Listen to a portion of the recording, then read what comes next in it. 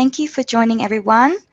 Looks like we're ready to go. I'm going to say good morning. My name is Lani. I'm here from the Northern Institute in Darwin, and we're going to be listening to Stephen Kerry today. So I'm going to start with an acknowledgement. Firstly, we would like to acknowledge the traditional custodians of the land on which we meet today.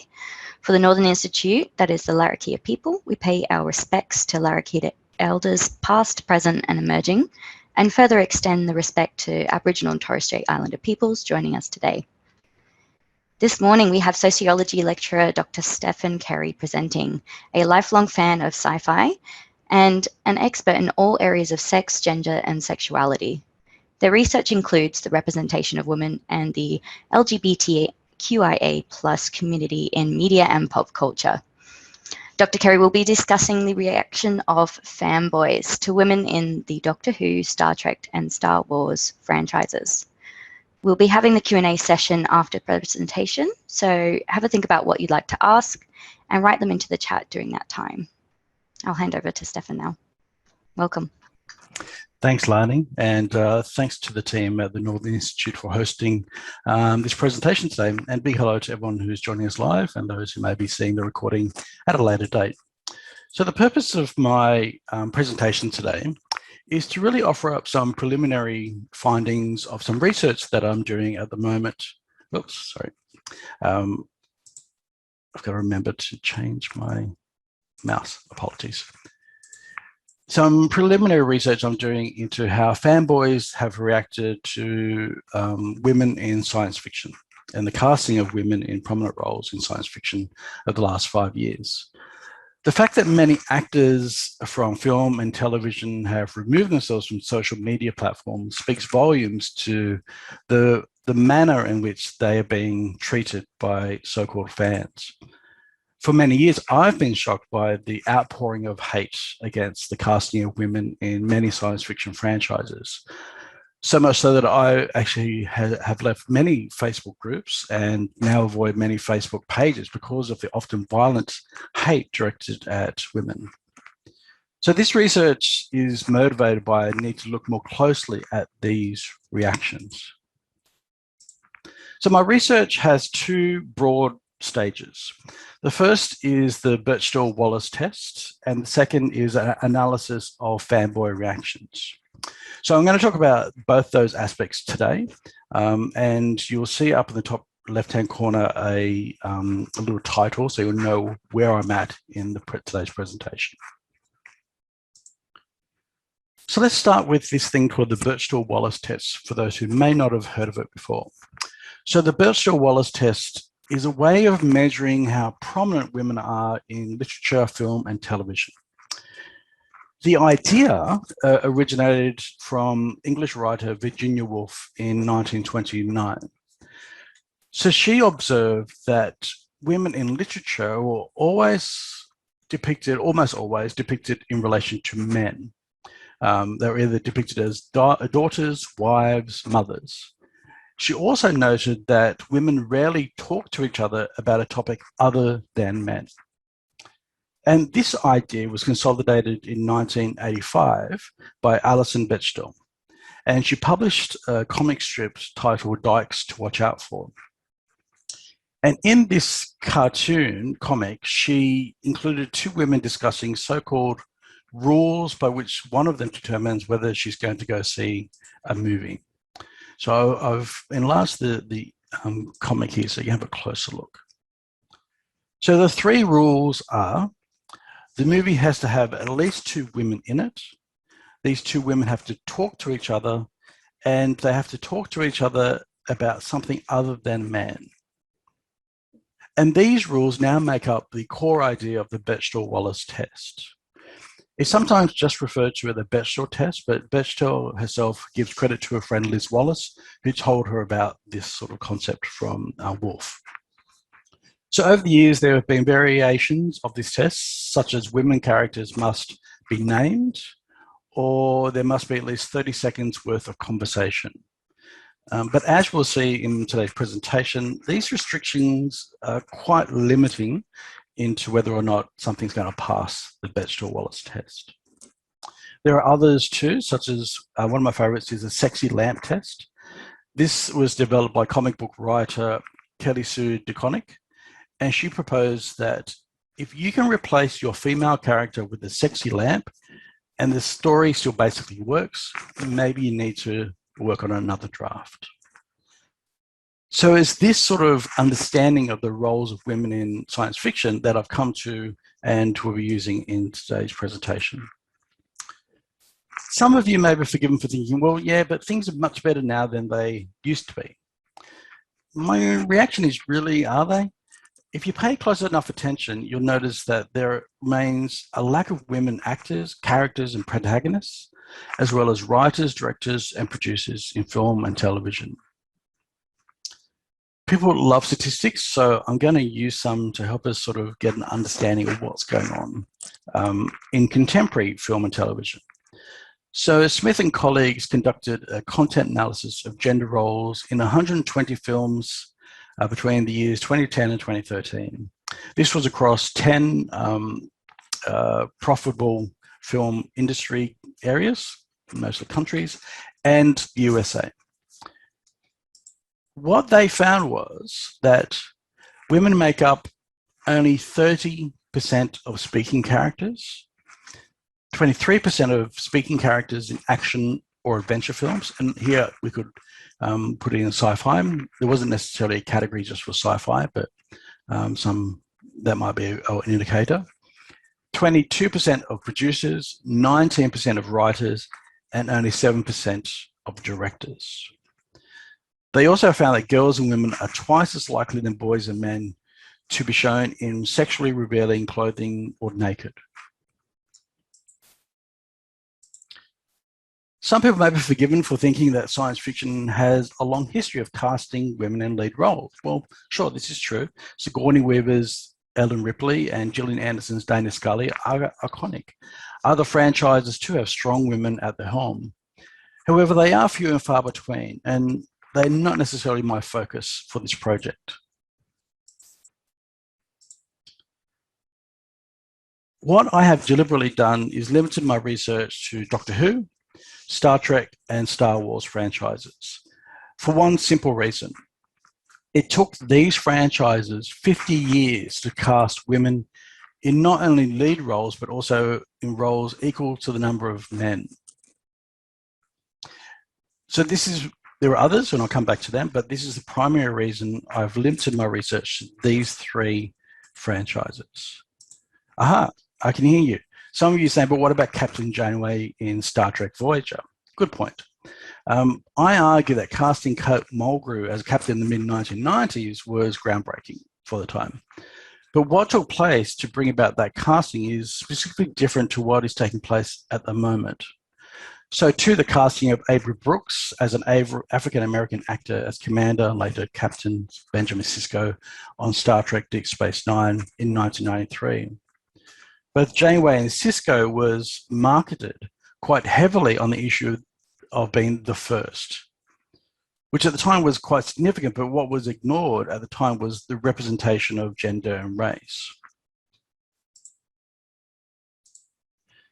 The headline cast of both Voyager and Deep Space Nine remain predominantly men, with the ratio of 3:9 and 2:9 respectively. Doctor Who, Star Trek, and Star Wars are three of the largest, most popular, and longest-running science fiction franchises. And the fact that it took them 50 years to achieve that the fact that it took them 50 years to achieve what they have in the last 5 years, is quite significant. Another reason I focus on Doctor Who, Star Trek, and Star Wars is because I'm a fan. I'm a nerd. I'm a geek. I'm what's called an ACA fan. And this term is used to describe an academic fan who is also a fan of the genre and they analyze within their professional life, which is what I do. It was used in the 1980s, but became more popularized by Matt Hills in a 2002 monograph called Fan Cultures. And I pause to mention, so a lot of my academic work, a lot of the research I do is about sex, gender, and sexuality. Done a lot of research on the lives of trans and non-binary people in the Northern Territory. I'm doing some research at the moment about queer Buddhists. This is one aspect of my research that's a little bit more fun and hopefully engages pop culture in a way that makes us understand a lot of those ideas a little more clearer, if possible. So this is River Song from Doctor Who. Spoilers, sweetie. If you haven't caught up with any of these franchises, and maybe you're not a fan or you may want to be, do know I'm going to spoil a lot of stuff in the next part of the presentation. So you may want to pause, then catch up and come back. That's totally fine. But I can't wait for that. I have to move ahead. I'm sorry. So in my analysis, this includes 2 seasons of Doctor Who, 3 seasons of Star Trek Discovery, and 4 films from the Star Wars franchise. This includes Rogue One and the final trilogy of the Skywalker saga. For those of you who may not be familiar with these franchises, I'm just going to recap broadly some key points to hopefully get you up to speed to where we're coming from. So starting with Doctor Who. Doctor Who first aired in 1963. And over 57 years, the franchise produced 38 seasons, 1 telemovie, and 3 spin-off series. For 54 years, 13 men were cast to play the title role of the Doctor. In 2017, Jodie Whittaker became the first woman in the role. It should be noted this is not the first time we've seen a member of the Doctor's species regenerate into a woman. Most famously, the Doctor's arch nemesis, the Master, deliciously played by Michelle Gomez between 2014 and 2017. So this isn't necessarily a first, but for the title role, it is. Star Trek first aired as a television series in 1966. Over 55 years, the franchise has produced 7 live-action television series, 2 animated series, and 13 films. Star Trek Discovery was released in 2017. It tells the story of the first officer, Michael Burnham, played by Sonequa Martin Green, an African-American woman, and it's about her 3-year journey to become captain. As I noted earlier, although Star Trek Voyager cast a woman in the lead role in the 1990s, the cast remained predominantly men. However, Star Trek Discovery has equal representations of women and men. Of the 10 cast members who either are lead or recurring over the 3 years, 5 are women and 5 are men. 3 of the women and 3 of the men are people of color, and 2 of the men are gay and play gay characters. In season 3 of Star Trek Discovery, this included a transgender actor who played a cisgender character and a non-binary actor who plays a non-binary character. As a non-binary person myself, I can tell you that representation matters. Okay, Star Wars. So the original Star Wars film was released in 1977. It's generally referred to as A New Hope, which was a subtitle added in 1981. So generally, when I refer to Star Wars in this presentation, I refer to the franchise. If I'm referring specifically to the first film, I will refer to it as A New Hope. So this was the first of 9 films, what is now known as the Skywalker saga.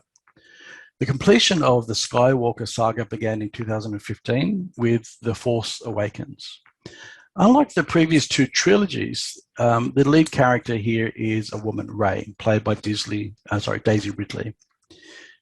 Now owned by Disney, the Star Wars franchise also released Rogue One in 2016, and this too was led by a woman character, Jyn Erso, played by Felicity Jones. So the first thing to determine is which of these TV series and films passed the Bechdel-Wallace test. As I mentioned at the beginning of this presentation, these are just preliminary results, and we're not quite there with a full analysis. Thus far, what I have done is analyze 2 seasons of Doctor Who, 2 seasons of Star Trek Discovery, and the 4 Star Wars films.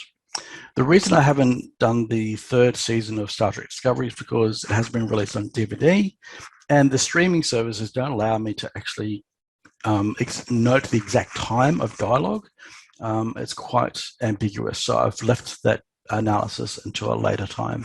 Hopefully the DVD will be available before I finish my research. That'd be nice. Okay, so let's look at the results. This is what I've got so far by applying the Bechdel-Wallace test.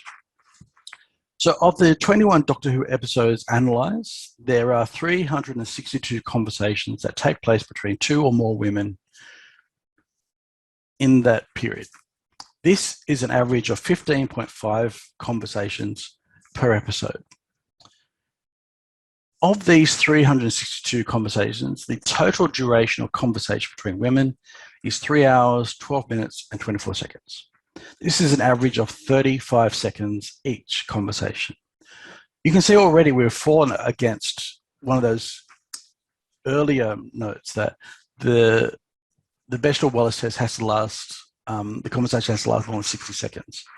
So you might say, well, a lot of these conversations are going to fail. So I've ignored that though. Of these conversations, just with those initial 3 criteria, 74% of the conversations pass the Bechdel-Wallace test. So 74%. Sounds good. Let's have a look. So this is just about individual conversations though. What about episodes? How do we go when we start looking at an episode of Doctor Who, whether an episode passes or doesn't pass? So it's a bit more complicated than just analysing conversations. So what I did, I came up with 2 rules for determining whether an episode will pass the Bechdel-Wallace test or not. This explanation might feel a bit convoluted, so try and stick with me. If I get it all wrong, I'll try and clear it up in the Q&A if possible. Okay, so the first rule is what I'm calling the 1 pass rule. And it states that if there is at least 1 passing conversation in an episode, then that episode passes. So by applying that rule, 20 of the 21 episodes, 19 or 90% pass the Bechdel-Wallace test. Sounds better. However, I have a second rule. If so the 1 fail rule, if there is at least 1 fail conversation in an entire episode, then that episode fails. If I apply this rule to the 21 episodes, we're looking at only 3 episodes that pass, or 14%. So depending on which of these rules we apply, there is a very big difference in terms of outcome. This is why the Bechdel-Wallace test needs to be really qualified about where we're applying it and how we're applying it. Simply not enough to say whether or not an episode or conversation passes. So I've done this with the 3 franchises. So let's move on to Star Trek Discovery. So as I said, I've so far analysed 42 episodes of Star Trek Discovery, and there have been 176 conversations between 2 or more women. This is averaged to be 4.2 conversations per episode. These 176 conversations run for a total of 2 hours, 39 minutes and 42 seconds. This is an average of 54 seconds per conversation. Again, it doesn't quite meet that hour either. If I apply the Bechdel-Wallace test to the episodes, then we can see that 77% pass the Bechdel-Wallace test. Not a bad number. But let's have a look at episodes, not just conversations, but episodes. So if I apply the 1 pass rule, we have 8 episodes, or 14, that pass. If I apply the 1 fail rule, we have 5 episodes, or 12%, that pass the Bechdel-Wallace test. Things get a little more grim for the films. So across the 4 Star Wars films, there are only 17 conversations between 2 or more women. And they range from 2 to 9 conversations. They last a total of 8 minutes and 3 seconds, which is about 30 seconds per episode. Of these 17 conversations, 12 do pass, so that's 71%.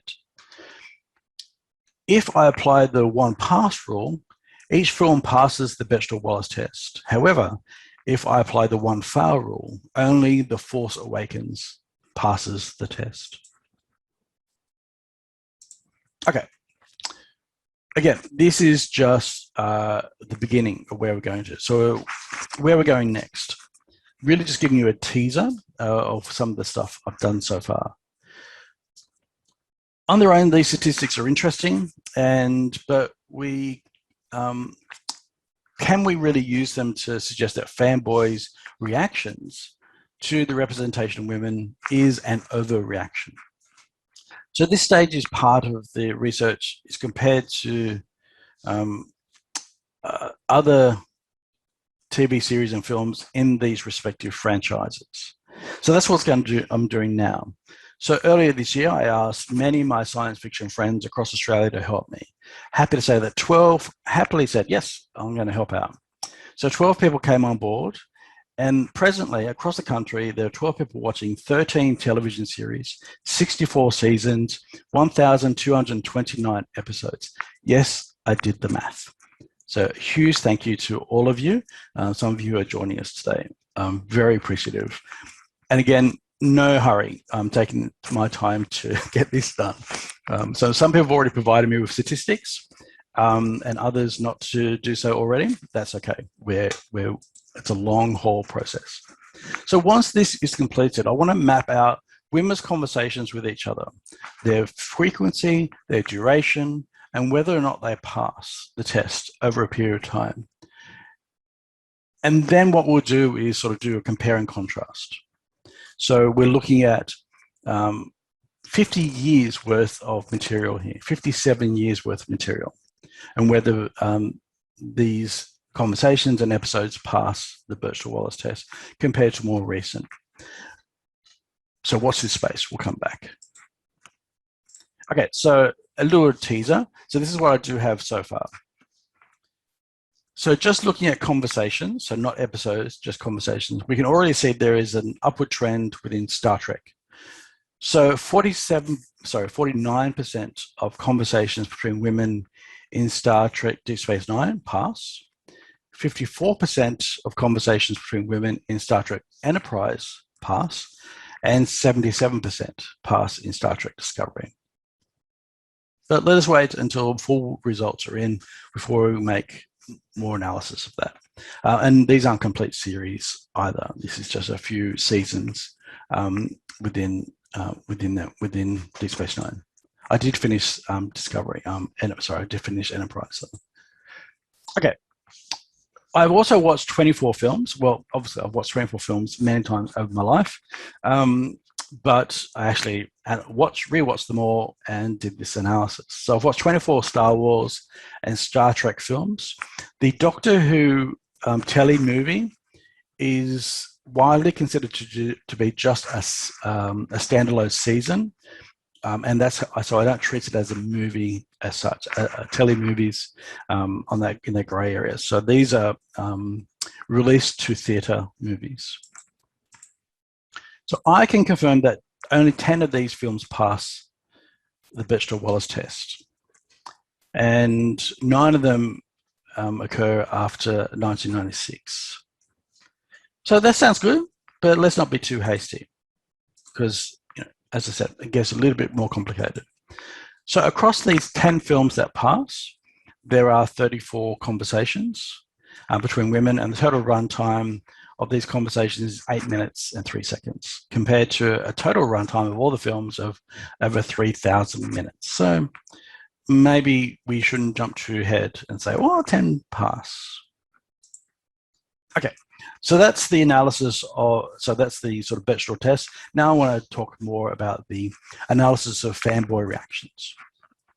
Again, it's too early to make any conclusions from our research, but I am confident that one conclusion will be that reaction of fanboys to the increased representation of women in these franchises is an overreaction. I'm prepared to be wrong, I don't think I will be, but watch this space. We'll see how we go. So this is the second stage of my research, which focuses specifically on the reaction of fanboys.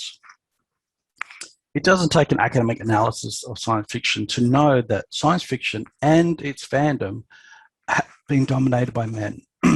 And they have been two very masculine phenomena. This is despite the fact that the first science fiction novel, Frankenstein, was written by a woman.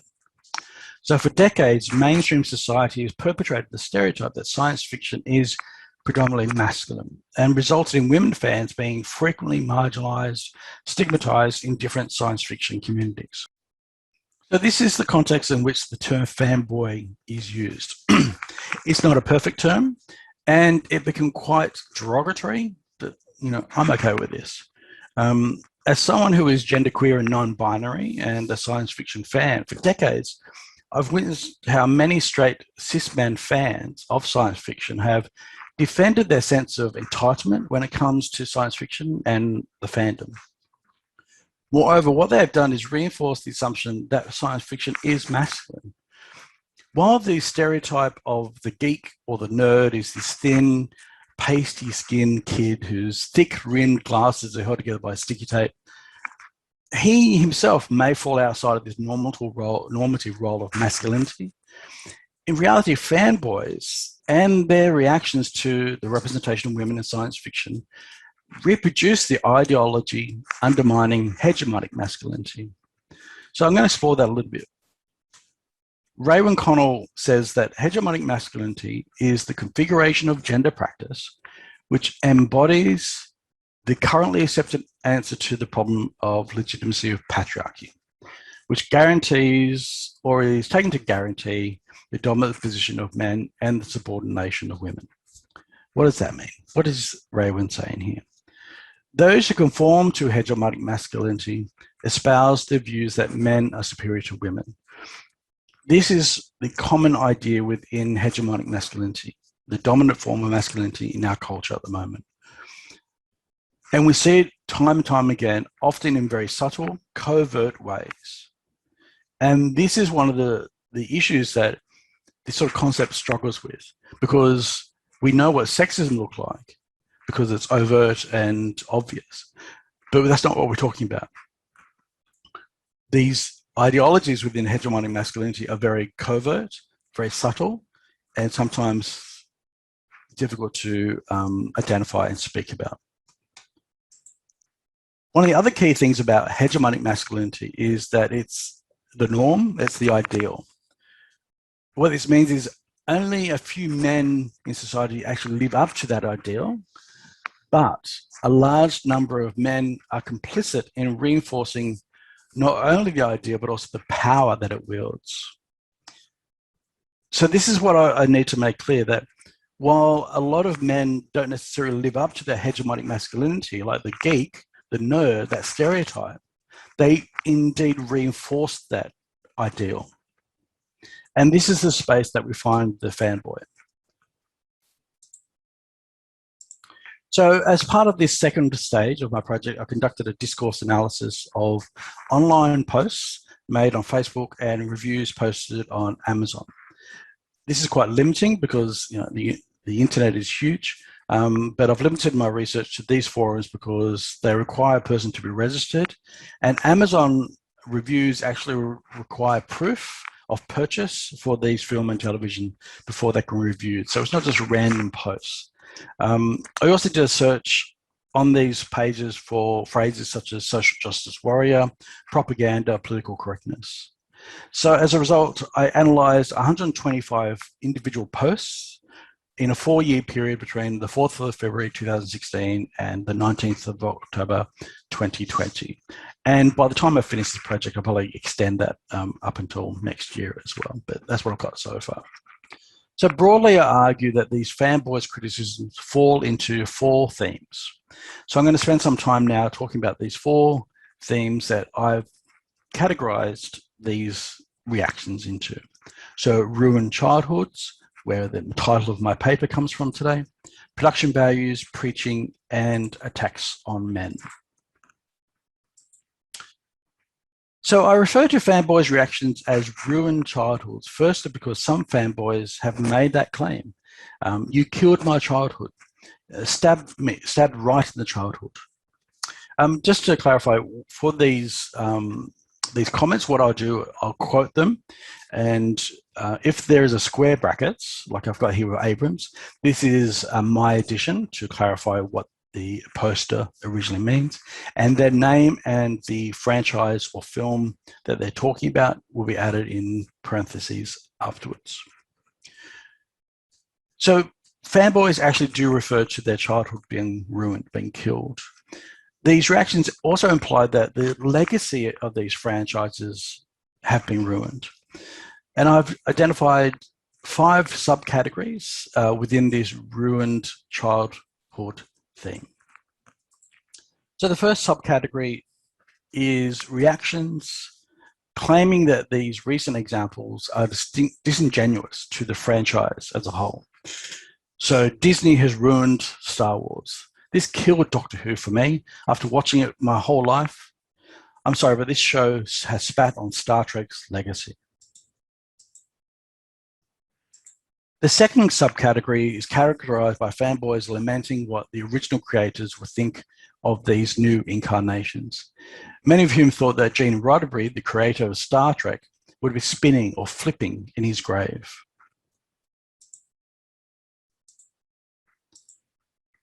Another type of reaction in this theme is not just a preference for others in the respective franchise, but such as give me Picard or Janeway over this lefty bullshit.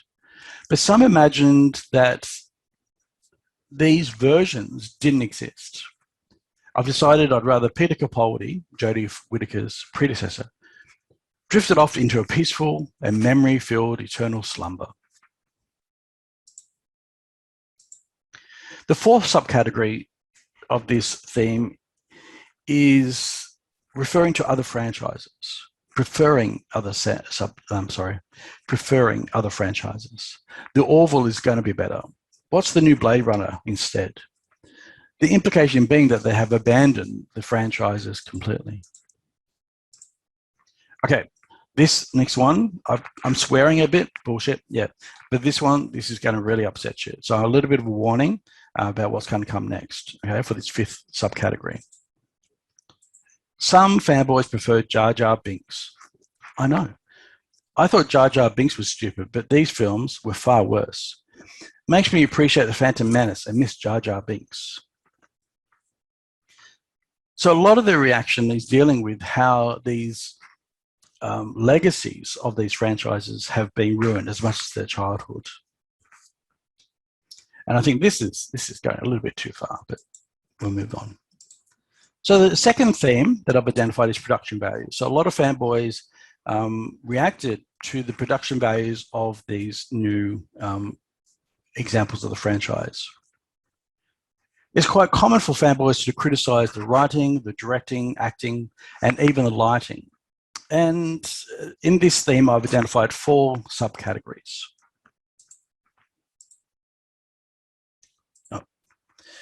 And it seems only fair that the fanboys had an issue with the lighting. All the scenes are darkly lit. Sometimes it's difficult to see what's happening. Or even the writing. For example, poor writing of the season. The writing and directing is so terrible. Often these elements of the TV series or film can be subjective. And so this first category would appear to be quite reasonable, and I don't necessarily have a problem with that. However, in the second subcategory, this is similar to the first, but the language that fanboys are using is somewhat more provocative. For example, stupid plot, story sucked. And these views don't necessarily appear to be constructive to understanding what exactly is the problem. What don't they like about the plot or the story? Within this subcategory, there are some fanboys who use very questionable language. And I'm of the view that this language use demonstrates an anger that is perhaps more indicative of these fanboys themselves than the TV series or films themselves. So left turd, lefty bullshit, abortion.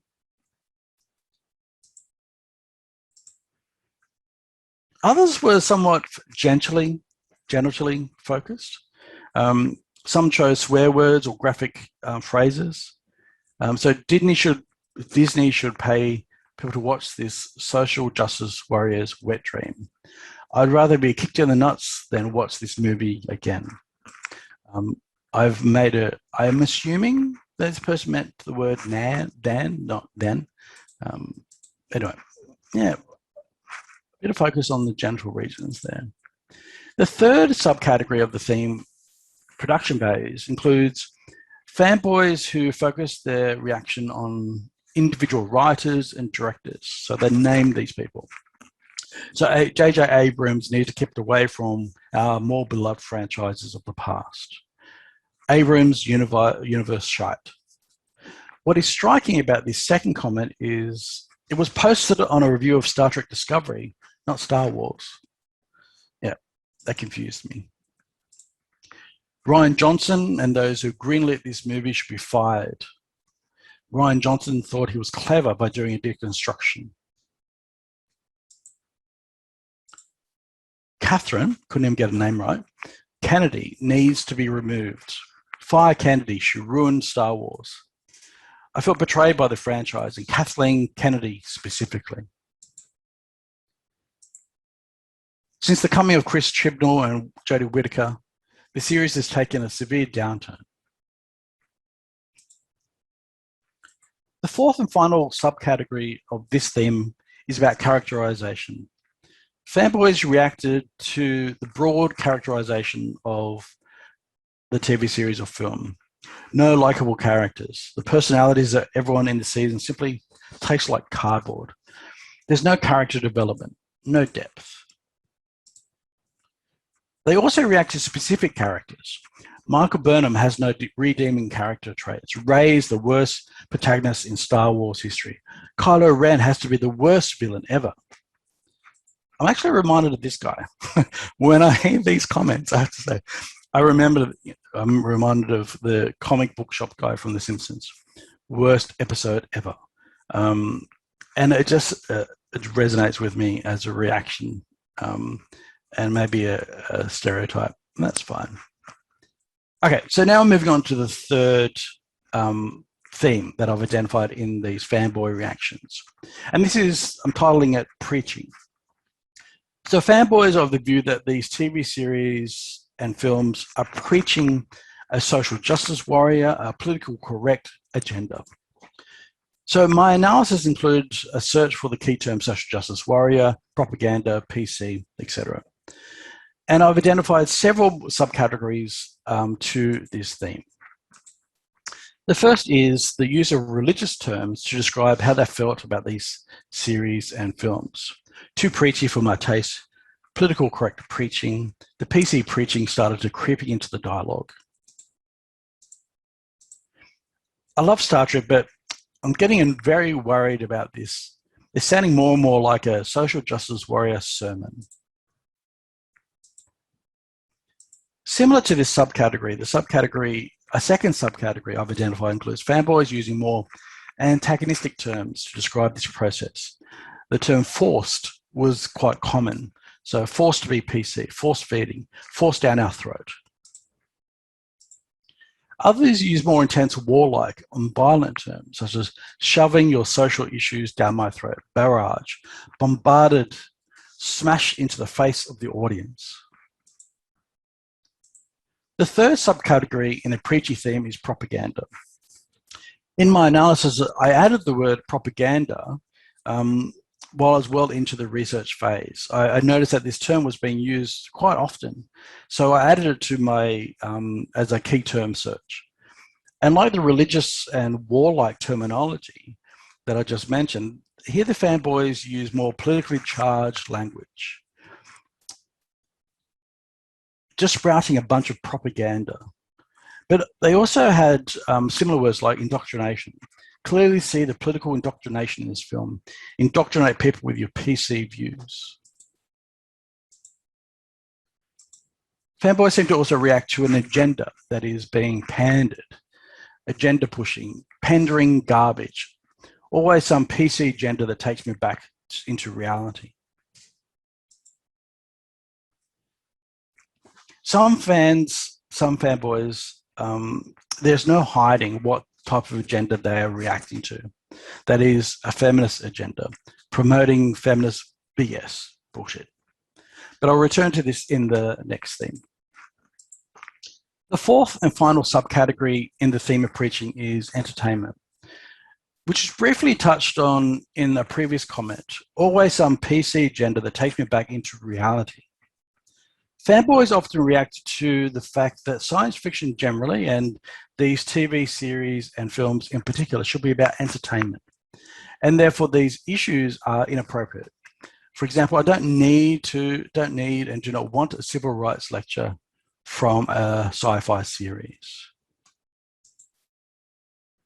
Many fanboys emphasize this point about just wanting to be entertained. For example, I watch Doctor Who to be entertained, not to be lectured by virtue signaling. I can hear enough of that on the news. I want to watch the show to be entertained.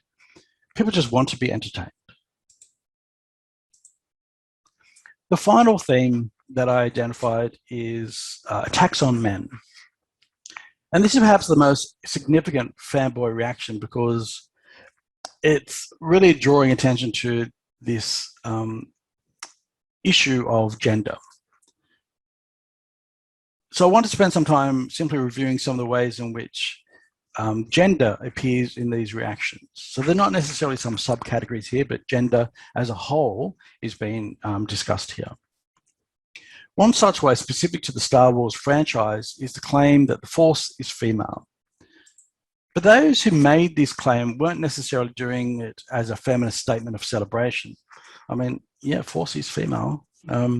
But those who claim it is quite a derisive comment and actually supports the claim made right at the beginning of my presentation that science fiction and fandom have been dominated by men. There have been two very masculine phenomena. Of course, this has never been the reality, but having this point reinforced in the three largest and longest running sci-fi franchises seems to be quite upsetting to fanboys. So the fanboy reaction to these TV series and films as an attack on men is quite overt. One says, there's nothing but a 2.5-hour protest against Donald Trump. White, straight men and capitalism, and I, for one, have had enough.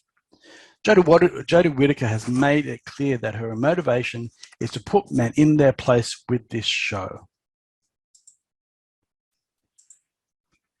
One needs more evidence, one needs no more evidence than that this is about gender than this comment, SJW, man hate crap fest, how sad. Fanboys react to the manner in which men are characterized in these franchises. This is very different to early comments about specific characters being the worst. Here, fanboys are defending these characters solely in terms of gender. They claim that these men are often depicted as bumbling fools, stupid and headstrong, all are Nazis. All are Nazis? It's Star Wars. Okay, I'm moving on. I could be, just that comment alone, I could be here for a long time. Often, as made clear in the early comment, this is not just about gender, but race. Race is also a part of the fanboy reactions. In our SJW world, there can be no way that a white male could end up being the good guy who comes out on top. Heaven forbid. Fanboys also raise the issue of race and sexuality, as well as gender. And this one's going to be a long one, so settle in. There's a few pages of this one. A ship completely run by women and one cowardly alien. Oh, it does have two white men. One, of course, is gay. And his romance with a minority doctor is in almost every episode. The other is completely evil. But all the good captains and the admiral are females, so all good. The non-stop SJW themes never let me off the hook for a second. Even the Klingons, another thing they butchered, was eventually taken over by a female Klingon. So all the women, including the Emperor from the Mirror Universe, are badass women who in every episode toss around men 3 times their size like nothing. Again, this sounds all pretty good. Anyway. And all the men, including the black men, are A, gay, B, wimps, C, evil, or D, have only one or two worthless lines in the entire season. So with 1 out of 2 white guys dead, 1 out of 2 black men dead, the other never speaks anyway, and only women in charge. Age is also an issue for some fanboys. Some reacted to the manner in which Luke Skywalker had aged. For example, had I wanted to watch Grumpy Old Men, I would have stayed home and watched it. The downgraded, disrespectful treatment of Luke Skywalker would never forgive this as a lifelong Star Wars fan. Rather see a rip-off of many other movies than see Luke Skywalker become a useless, delusioned cynic who's refusing to trade Rey. So I grew up on Star Wars. I was 6 when it came out, just turned 50. So it's been a big part of my life. And I can tell you one thing, I identified more with this version of Luke than I did with the original trilogy. A grumpy old man alone on an isolated, cold, rainy island, eating fish and drinking green milk. Sign me up, I'm there. Okay, a final point I want to raise in this theme about attacks on women is the Last Jedi's character, Vice Admiral Holdo, played by Laura Dern. Amazing character. So this character, more than any other, with maybe the exception of Rey herself, received so much hate. Throughout all the comments about Holdo, the one thing that stood out to me was the absence of her name. Fanboys simply did not use her name. But she was often referred to as Admiral Gender Studies, purple-headed lady, the lady with the purple hair, the purple-haired social justice warrior. There was a lot of attention paid to her hair, which is not surprising because women are often spoken of in terms of their appearance. But don't be fools. Fanboys also reacted quite badly to Holdo as a leader. One fanboy writes, and again, this is a long quote, stick with me. So the purple-headed lady had some super secret plan that she couldn't share with her crew. Even when Poe said, "Tell us, we have a plan." She's basically saying, I'm a woman, I'm smarter than you, and you have to trust women because we know what's best. Remember in A New Hope, when all the pilots gathered in the ready room and they got their orders on the attack of the Death Star, then again in Return of the Jedi? Yet this plan is so secret that purple-headed lady can't share it with the very last remaining people of the rebellion. Poe had to commit mutiny and open an even dumber storyline of getting a code breaker. This movie is just plain stupid. I could go on for days. Let's look at this last point. A leader refuses to give in to a subordinate, and it's her fault that the subordinate mutinies? What sort of bizarro world logic is this? Okay. As I briefly mentioned earlier, representation matters. Certainly representation matters to me. Jodovich interviewed women fans of Doctor Who. She concludes that casting Jodie Whittaker as a doctor meant more than a female protagonist to participants. She represented a significant step towards equality and acceptance of women in pop culture and outside of it. Many people have challenged these fanboys' reactions to representation of women in these franchises. We that fans of a show that has often had moral social messages at its core suddenly have a problem with these messages. Is it because they're now delivered by a female protagonist? Similarly, it's very strange. No one objected when a black man became commander or when a woman became captain. But then Donald Trump becomes president of the US and suddenly people are screaming about political correctness, social justice warriors. I have a hard time believing that's just a coincidence. To the people complaining about the social issues of this series, have you ever watched it before? But seriously, the show has always addressed social issues. It's always been very socially aware. It's always addressing things that people would consider PC. Fanboys too love the TV series and films. They too are also challenging other fanboys' reactions. I loved the movie. The accusations are nonsense. But these two fanboys in particular, so they're very supportive, actually have disclaimers attached with their comments. One of them says, I'm anti-feminist, anti-SJW, and against PC politics. Not a hipster by a long shot, but I love the film. The second says, I'm not some cunt or social justice warrior. In fact, I'm a Marine vet. I'm pretty much the opposite of a snowflake. So when I say the massively negative reviews about political correctness are unfair, it's not because I'm trying to be a white knight. I find these two comments really interesting. It's great that they support the series and films, but they've had to do this sort of disclaimer to say, I'm not one of them, I'm one of you, and I still like the film. Okay, last slide, we're at the end. So, as I mentioned, this is just some preliminary results, but they are indicative of some broader observations. So for one, the Bechdel-Wallace test is a useful tool to determine whether or not two women talk to each other about a topic other than a man. And these results also reveal that passing is not enough. Often a TV series or film passes the test, it does so on the basis of conversation that is all too brief.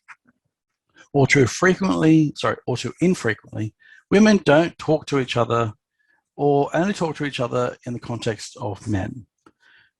Seems little has actually changed since Woolf's time a century ago.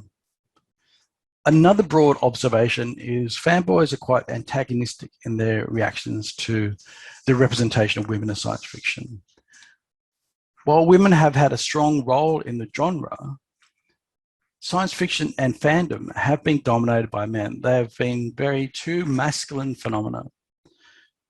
Thus, when three of the largest, most popular, longest running science fiction franchises increases their representation of women after 50 years of neglect, I am of the view that fanboys' reactions are an overreaction. Thank you, everyone. I'll turn over back to Lani. Thanks so much, Stephen. Okay, I hope everybody's had a chance to think about whether they have any questions. Please go ahead and type them into our chat, and I'll read them out to Stefan so we can have a little bit of clarification on what you found interesting. Okay, perfect. Looks like we have one question from Joanna. Hi, Joanna. I have heard a lot of criticism about Doctor Who's Rosa Parks episode about as being too political, and the topic of racism makes people uncomfortable. What are your views? Thank you. That's a great question. I think the Rosa Parks episode of Doctor Who, yeah, that did attract a lot of criticism. A lot of comments about the PC culture, and the civil rights comment was about that episode. I think that's a way in which we sort of given an idea of, sorry, I've lost my train of thought. It comes down to that idea that, yeah, this is about entertainment. When we start talking about issues that are social issues, such as racism, this is one area that people feel very uncomfortable with. And I think a lot of people who have maybe racist or don't see themselves as racist, and having those issues brought back to them can be a problem. And having it done in sci-fi, even though sci-fi has been doing this for centuries, makes people uncomfortable and they just want to be watching a TV. But this was a really good episode because it allowed the baddie, who was a racist alien from the future, come back and try to stop Rosa Parks from sitting on the bus, to really identify what it is that people are uncomfortable with. And I really liked that episode. It was a really moving episode. Great opportunity where Doctor Who makes you cry in telling a story, and also learning more about who she was and what she did. So I think it's a very excellent episode to reveal those sort of ideas of racism that the audience might feel a little bit uncomfortable. Okay, thank you. Okay, next up, we're going to listen to Tanya. So Tanya Watts would like to ask and comment, very interesting, thank you, exclamation point. Is it possible to take TV and film too seriously? Doesn't this sort of analysis take the fun out of it? Yes, that's okay too. TV and film are fun things. It is just entertainment. And we should be able to just switch off and just turn the TV on and enjoy our shows. I'm a big fan of that. But at the same time, they tell a story. They tell us about who we are. Science fiction isn't about the future. Science fiction isn't about space. Science fiction is about us. It tells our story. So it's an opportunity to tell a story about what's happening in the world around us. So yeah, we can certainly have that enjoyment, but there's that message, that story that sometimes can be quite subtle. It tells us a little bit about who we are, and we get to enjoy that. And it's a new medium to explore, those aspects of who we are with big, flashy special effects at the same time. Awesome. Okay, next up, we have Jenny. If you were designing a new test instead of the Bechdel test, now that you have done this analysis, what criteria would you be including? I think it really works. I think it still works. I think that adding those aspects of are the characters named is really important. A lot of characters, certainly in film, don't get named. So I think that's really important too. So adding those caveats, I think, works to addressing what is missing. So it's not just about, okay, here's a female character. The female character is doing stuff. Well, who is she? Do we know about her? What's her motivation for being there? Not having her name is really important. And people may not be noticing those aspects. So in a lot of research, that's what people are focusing on, as well as just the topic, not just the topic. So there are those elements I think are really important. So I wouldn't necessarily come up with my own. I think a lot of these work really well.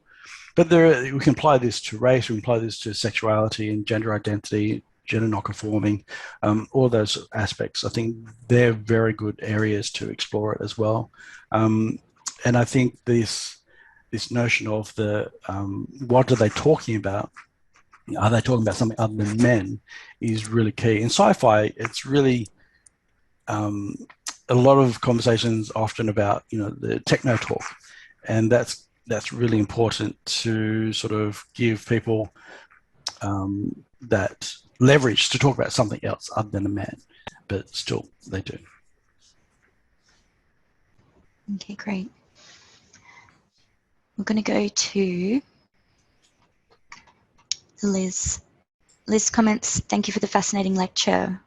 Will you be looking at fan works at all? I'm thinking particularly of the semi-professional Star Trek Continues, available on YouTube, which is held up by many fanboys as a more legitimate example of Star Trek than Discovery.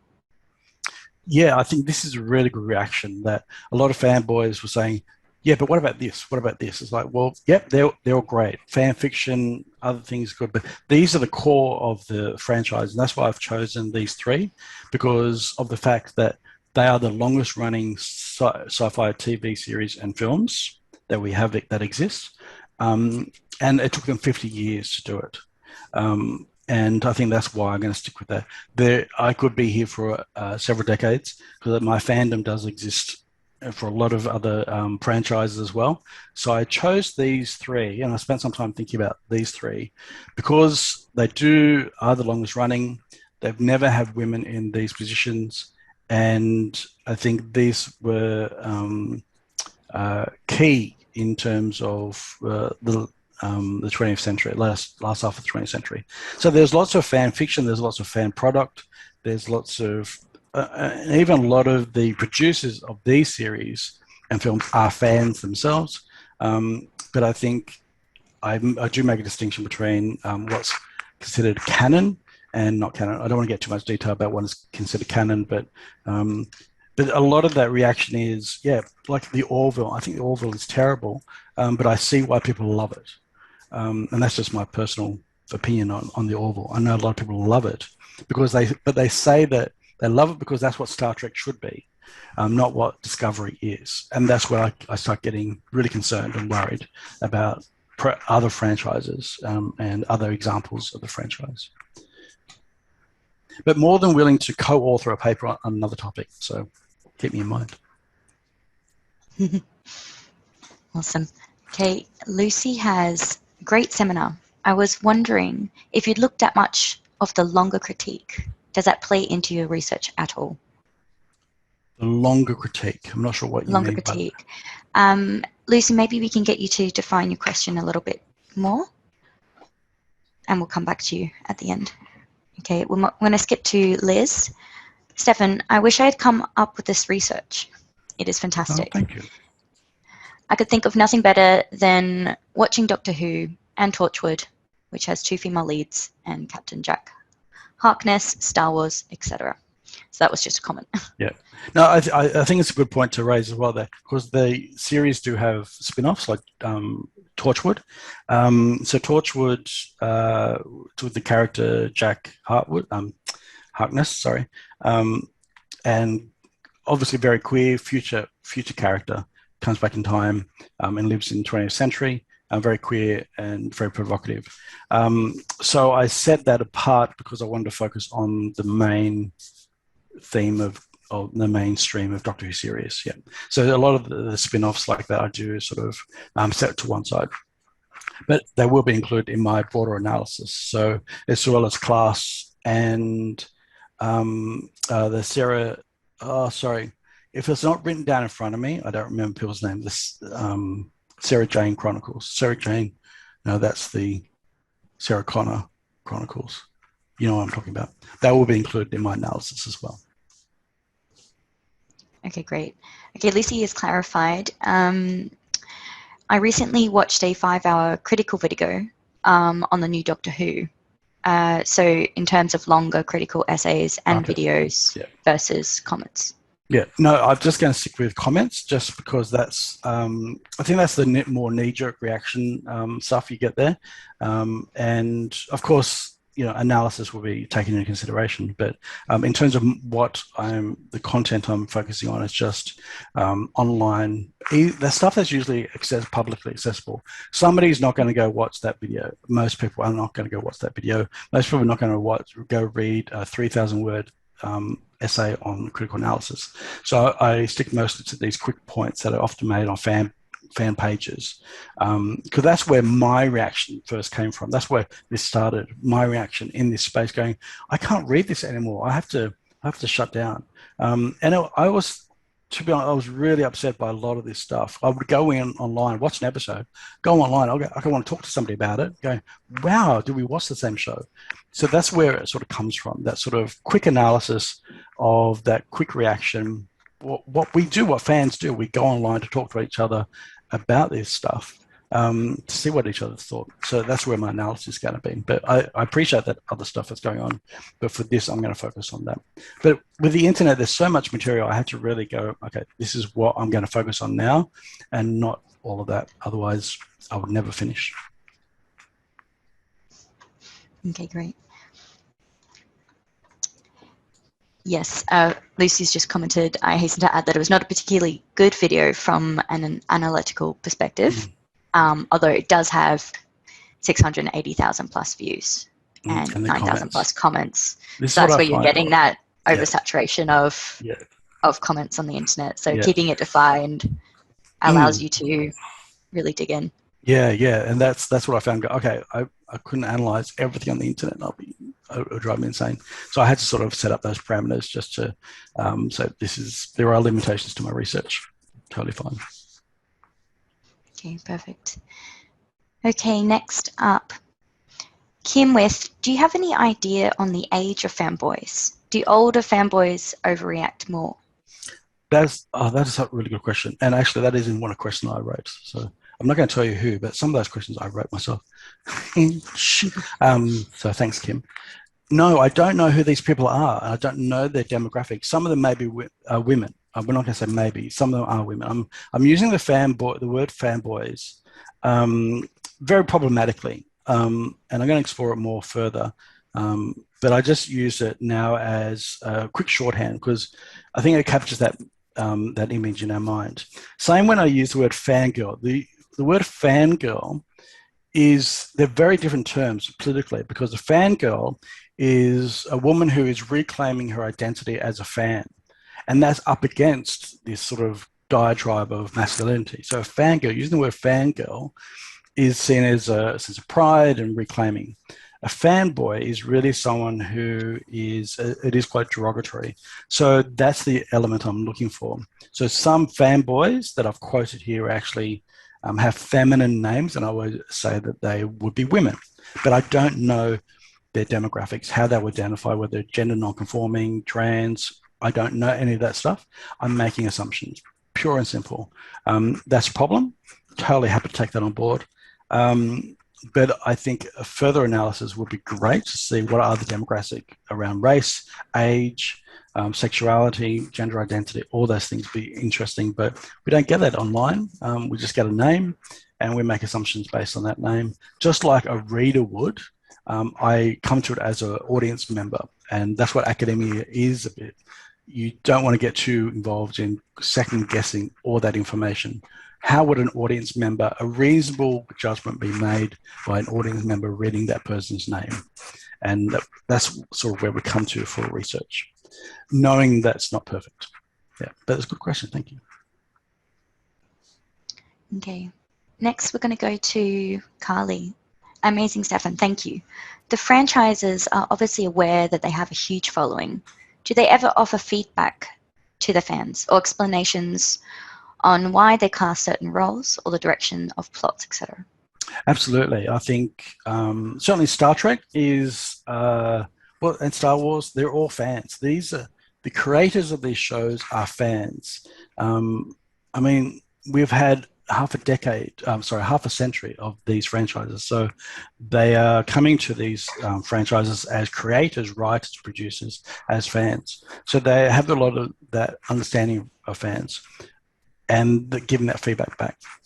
So I'm on a really good Star Trek Discovery Facebook page. It's run by a really good administrator who shuts down any form of racism, sexism, transphobia, all that sort of stuff is gone. And I feel very safe there. And there are a lot of actors and people who are involved in the production of Star Trek Discovery who are members of that group. So there's lots of interaction there. And members of the group, those who are in the United States, get invited to premieres, for example. So there's a lot of that interactivity between the producers and the fans, because like a Venn diagram, they overlap. And there's lots of responsibility there that the creators take on the expectations of the fans and be true, truth to canon and truth to storytelling. And when you watch an episode, so for an example, one of the commenters talked about the Klingons and how badly they were, he said it was butchered, the new configuration. There's a reason these things happen. And that doesn't explained in the first episode. You have to sit around and understand, why did the producers change that appearance of the Klingons? And that gets told, as the story gets told. So they know that these things are controversial, but there's a story behind it. There's a reason behind it. And other things such as why are we paying attention so much to a secondary character when we've always paid attention to the captain? So Star Trek has always been about the captain. The lead actor was always the captain, whereas this time Michael Burnham wasn't. But the reason was they were marking her journey to be captain. So there is all these understandings. So the producers have thought all this through and they know what they're doing. And that's because they want to be true to fans, because fans are going to go, well, we're going to have questions. We have questions. We have a list of questions, and they know how to approach that. So there's lots of relationship between the two. That's really interesting. Like keeping those feedback mechanisms open and keeping those safe spaces, because you do have more public spaces like Comic-Cons and media releases, those kind of things which are fun spaces for all participants, but then you have those back channels, as you said, private Facebook groups, which are really hard to monitor and also really hard to keep, a judgment-free space in terms of those responses. And those sort of spaces, require that sort of dedication. So every time a new Star Trek series comes out, we sort of joke to the admin person, are you going to start a new group? And he says, no, this is it. It's too much work. but we have lots of, and I think that's where this paper comes from, that I was feeling, I love these series. I want to talk about them, but I want to talk about, even critically, I have problems. I have questions, but I want to talk about it in a space that's not going to be just a shouting match against transphobia, homophobia, racism. And that's what was happening. A lot of the established Facebook pages for the shows don't actually publish anything anymore because of those problems. And that's why I posted 2 images at the beginning of actors in sci-fi who no longer are part of the social media platforms because of that attack on them personally. Not just racist and homophobic attacks or sexist attacks, but violence, threats of death. Then it comes back into what Captain Kirk, sorry, again, if it's not written down, I don't remember names. William Shatner famously said, "It's just a TV show." And he got a lot of crap over that, and he retracted. But yeah, it's like, yeah, I take it seriously, but don't take it that seriously. Well, I want somebody to die over what's their job. So it's a big thing. And we want to limit people having that overexposure from having to withdraw as well. And we've just seen it this week with the tennis player. So I don't watch sport, but the tennis player who withdrew just because she doesn't want to do the media. And we have to be very aware that these people, we have these these high expectations of people. Because with the tennis players, and same with actors, so they're contracted to do this stuff, the media stuff. They have to do it.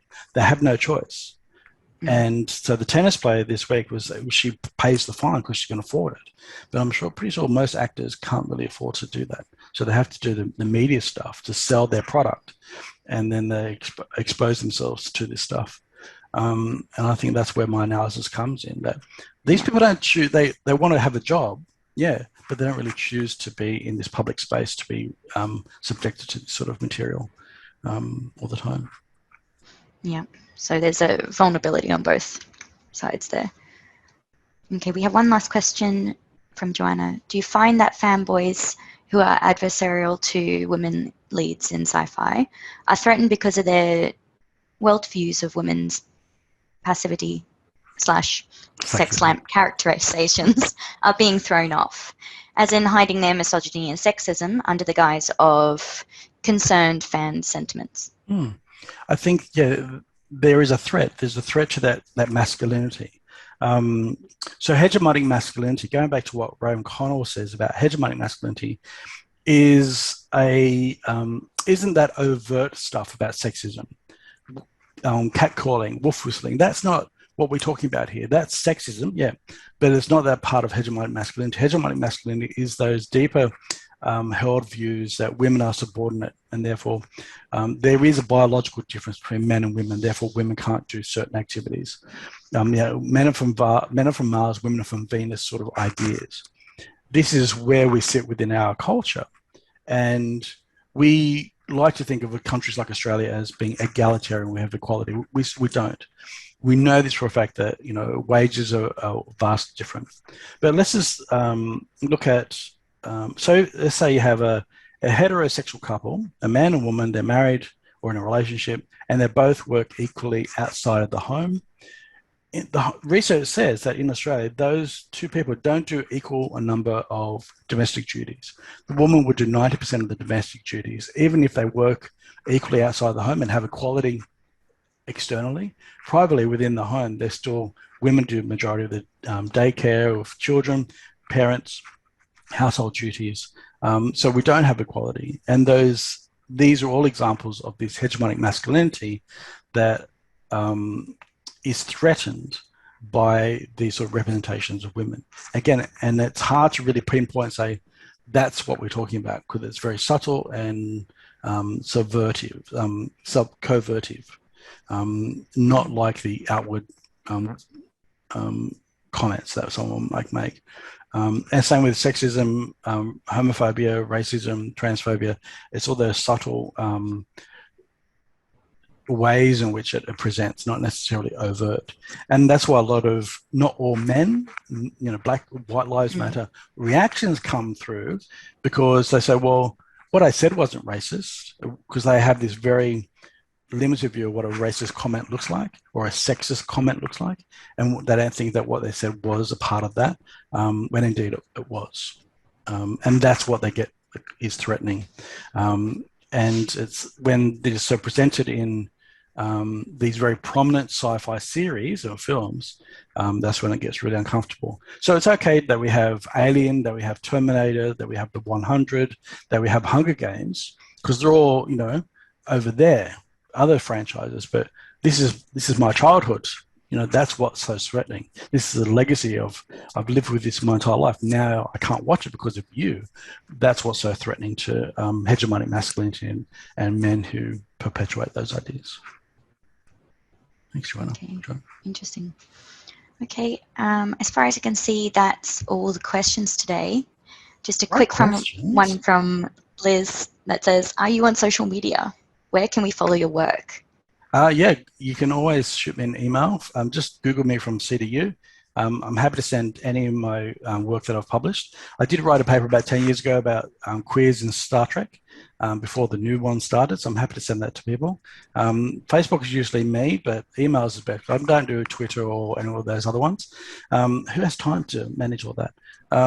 But yeah, you can just send me an email, and I'm happy to share any of my work that I've done. And certainly if people are interested in this project, I can keep you updated as we go through. But it'll probably be another year or two before we get anything finished, because I keep on changing my mind about what I'm going to do and extending it and those sort of things. But happy to share anytime. Okay, perfect. Yes, so you can get a recap from your research profile on CDU as well. I'll type my email address in there too. Okay, amazing. We can always send a confirmation email out to participants at the end. Yeah, that's the best way to contact me, use my email. Perfect. Thanks, Stephen. Okay, I think we're going to wrap up today and say thank you so much for presenting and for everyone joining us today. We've had a really, really good session and really lovely questions. The webinar is recorded and will be available through Northern Institute's YouTube channels soon. Okay, thank you so much. Thanks, Lani. Thanks, everyone. Have a good day. Bye-bye.